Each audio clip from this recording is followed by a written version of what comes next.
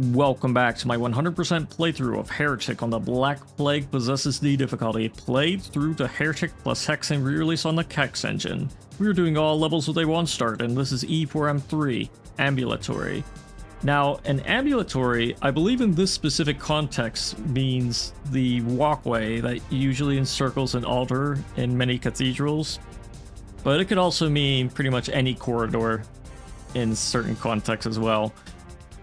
And it comes from the Latin word ambulatorius, which also has ambulare in it, which means to traverse or travel. Hence the term ambulance, or even just ambulate comes from that as well. Anyways, let's begin by grabbing some time bombs of the ancients.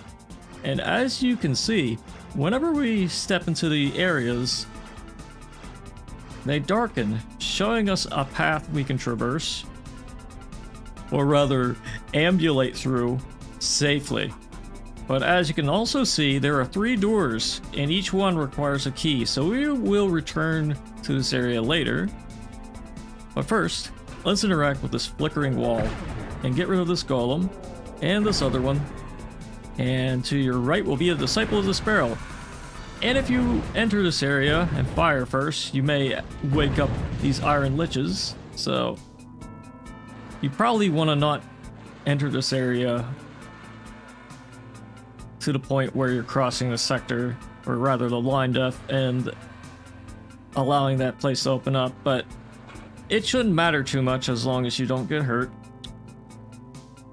But you do want to grab that Tome of Power, it's very nice to have either way. Anyways, let's just go around here and get rid of some enemies. And when you walk right around here, you can walk towards the edge of this, and you can use those time bombs on some of these gargoyles, or you can just use the wand. In fact, if you're feeling bold enough, you could actually go back here and use your Elven Wand on at least one of these iron liches.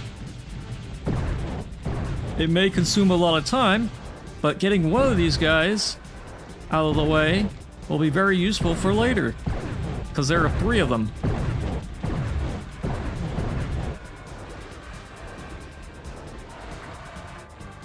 Yeah, like that. I'll probably show you what happens when you do not traverse the path a little bit later, whenever we get some keys. But first things first, we actually have to acquire them, as well as the Gauntlets of the Necromancer. Those might come in handy. Now allow me to show you what happens. When you go straight, any area that isn't lit up will have a crusher. Like so. But anyways, now we've gotten that out of the way, and we have a yellow key. We can press this button, which will raise another walkway in this area. And you can still make use of these time bombs, provided there aren't any gargoyles attempting to block your path. And you can use more time bombs in this area because there's quite a number of golems. And they really like to congregate around this area because they know that's where you are. So, with that all out of the way, let's place another time bomb here. Works for me. Get rid of all of these gargoyles so we can acquire the Dragon Claw. And when you press this button, the green key, which is in the center of this sludge-filled area with a bunch of pods, will lower. Now, to ensure our safety to some extent, let's blow up these pods. Most, if not all of them. And now we can drop down and grab it. And let's also go up here to meet a Disciple of the Sparrow. Get rid of him, and you'll also be able to grab a Shadow Spear, which I already grabbed in that little corner there. And let's do much of the same in this area, but instead of a Shadow Spear or anything like that, there's a Morphobum here, and a chance to get the Fire Mace. Let's stand here one more time, and let's break out that Dragon Claw. And let's use the Shadow Spear to fight these liches. As you can see, we already got rid of one. But we're using the Shadow Spear to deal with the worst of their attacks, but I still got hit by one of the flame attacks. Unfortunate, but these things just happen. Anyways, here's an ambulatory. Yeah, it could be any corridor.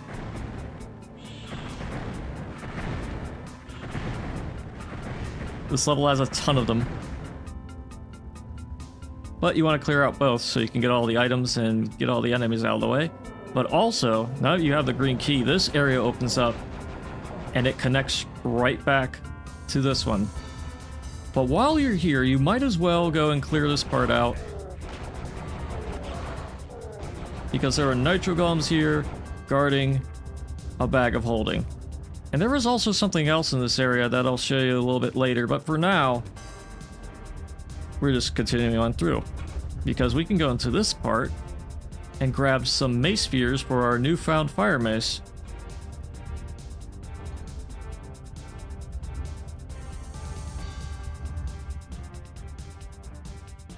A little bit of a macey maze, but you can use your trusty auto map to tell where you're at. Anyways, as before, you can kind of just go straight ahead. And like before as well, there's an undead warrior here, just waiting this whole time. Very patient undead warrior. Anyways, pressing that button will allow you to go through this walkway. Now let's wake up some golems.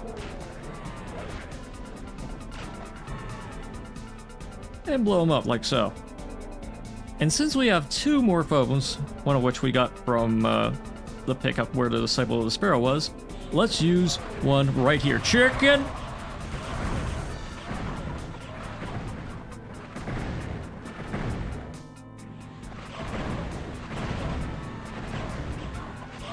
I normally don't use items from dead enemies since there's a chance you won't get them, but I'm just gonna do it here just to save time. Chicken!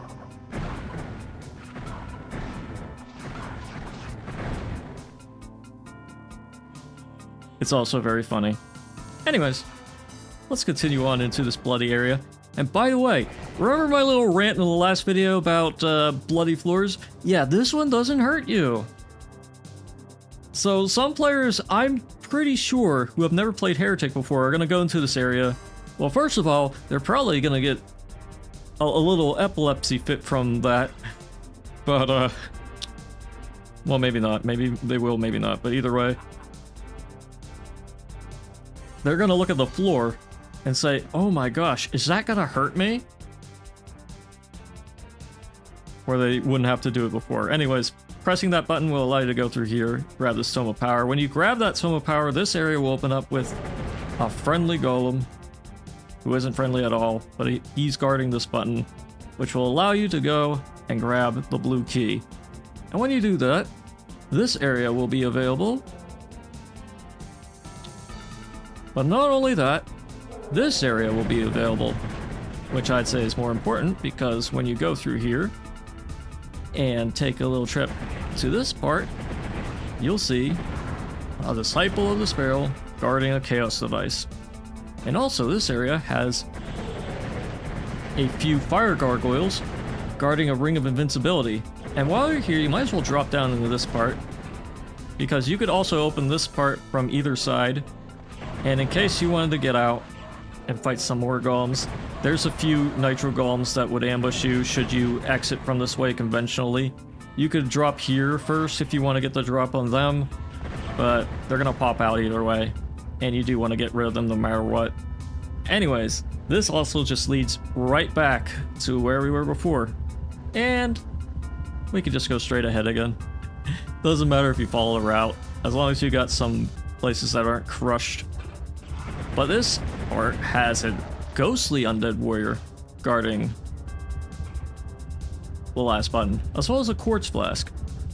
Now that last button will lead into this area straight ahead. Let's wake up these guys, place some time bombs. If it doesn't outright kill them at first, you can finish them off with whatever weapon you find useful. Anyways, in this room, once you grab the Phoenix Rod, you'll be ambushed by some Disciples of the Sparrow, but you can just leave, honestly. You can just leave.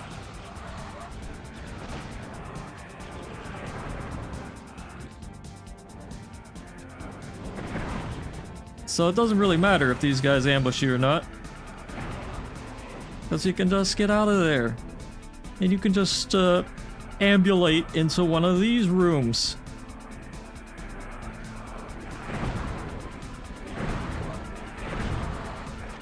Lots of ambulation going on. But in this little hidey hole is a Wings of Wrath pickup. So make sure you grab that as well.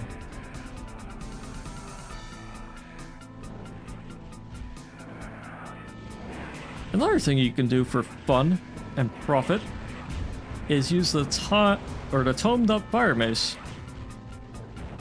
I was about to say the timed up fire mace, but anyways, yeah, there's a Molitor over there. And since we have the Wings of Wrath, we have the Ring of Invincibility, and we have the Phoenix Rod, which doesn't have ammo, but we'll get to that later. Let's use Ring of Invincibility. Let's grab this ammo pickup, and let's roast some beef. Arby's, we have the meats. There we go. There's also an Inferno Orb here, which should make your life even easier. And yes, there were some golems here too, but again, not a big deal cleaning them up. But while we're flying around and everything, we might as well take a little trip over here.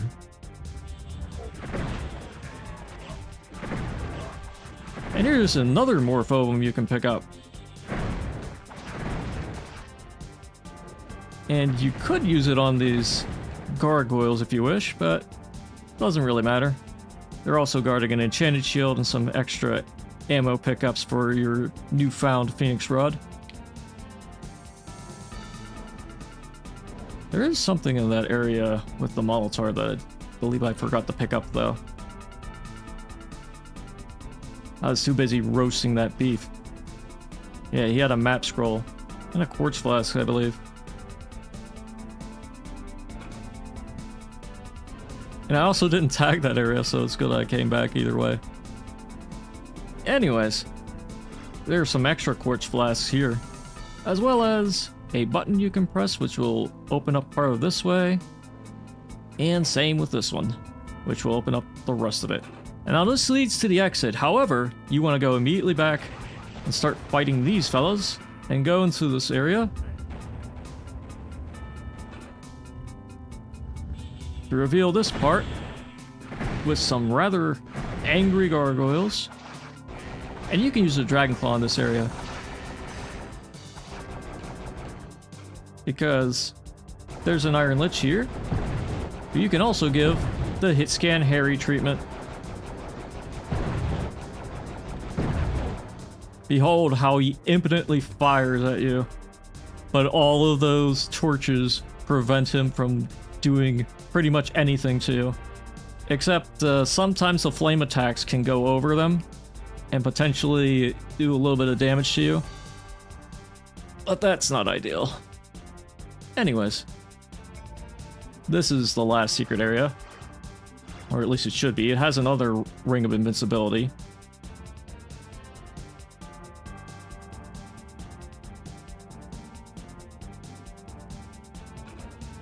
And likewise, you can just open this up from this side as well. And just to double check, I'm gonna make sure that we have everything.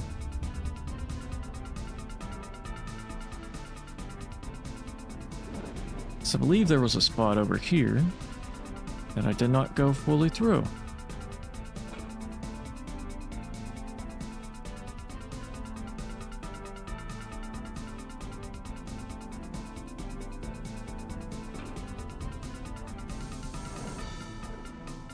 Either that or it wasn't the hidey holes. Yeah, it was.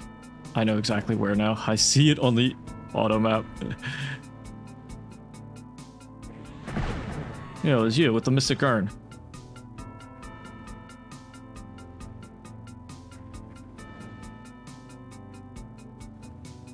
Yeah, I just did a whole routing playthrough, like, run before I even recorded this, but the wonders of short-term memory. Either way, we are done with the Ambulatory. And yeah, pretty straightforward map. Again, one of the levels where not much has changed aside from textures and whatnot. And of course, the balance with the enhanced enemies and all of the weapons and everything. This level pretty much plays the same as it would if you were playing it with the original DOS release or source port that has the same mechanics and everything with the weapons and enemies. But aside from that, it definitely does benefit from having some prettier textures here and there, but the only problem is, like I said before, you see that bloody floor in the area after you press the button after opening the green door? Yeah, there's this thing going on with the blood floors in this episode. Some of them hurt you, some of them don't, and this will be even more ridiculous in the next level, I assure you of that. Because in the next video, yeah, I don't have too much to say about this level because I've been through it a few times before and not much has changed. But in the next video, we are going to the Sepulchre. But until then, I'll see you when I see ya, so see ya.